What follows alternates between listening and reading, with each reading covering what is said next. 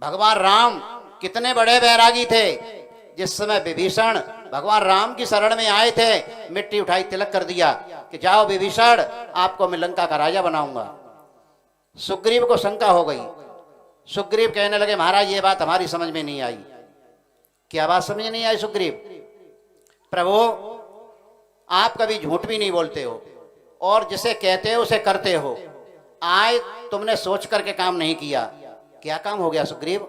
आज विभीषण तुम्हारी शरण में आए, तुमने मिट्टी उठाई तिलक कर दिया कि विभीषण तुझे लंका का राजा बनाऊंगा।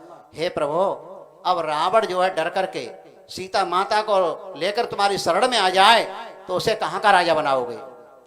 भगवान राम ने कहा था सुग्रीव में जो कुछ करता हूं विचार कर ही करता हूं। आज विभीषण मेरी शरण में आया है और मैंने कह दिया तो ये लंका का राजा बनाऊंगा, तो इसे लंका का ही राजा बनाऊंगा।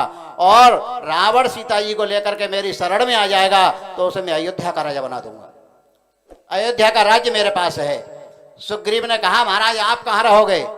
उस समय भगवान राम ने कहा था कि मैं सारा जीवन 14 वर्ष नहीं, सारा जीवन जंगल में ही व्यतीत कर दूंगा। कितने बड़े बैरागी थे भगवान राम। सुग्रीव ने कहा तुम्हारे भाई कहाँ रहेंगे? तुमने तो बता दो, कह दिया अयोध्या का राजा रावण को बना देंगे कि जहां मैं रहूंगा वहां पर मेरे भाई रहेंगे। मेरा कोई काम नहीं बिगड़ रहा था, मैं तो भाइयों की खातिर ही यहाँ पर जंगल में आया हूं। मेरे भाई ऐसे नहीं है। और मनुष्य को प्रेम भाव सीखना है तो वृंदावन में जाना चाहिए। ज्ञान के लिए काशी में, वैराग्य के लिए अयोध्या में, और प्रेम भाव के लिए वृंदावन में जाना चाहिए। क्योंकि वृंदावन की मिट्टी के अंदर प्यार भरा हुआ है। इसीलिए भगवान माखन मिश्री को छोड़ करके मिट्टी खाते थे, क्योंकि वहां की मिट्टी के अंदर भी प्यार है।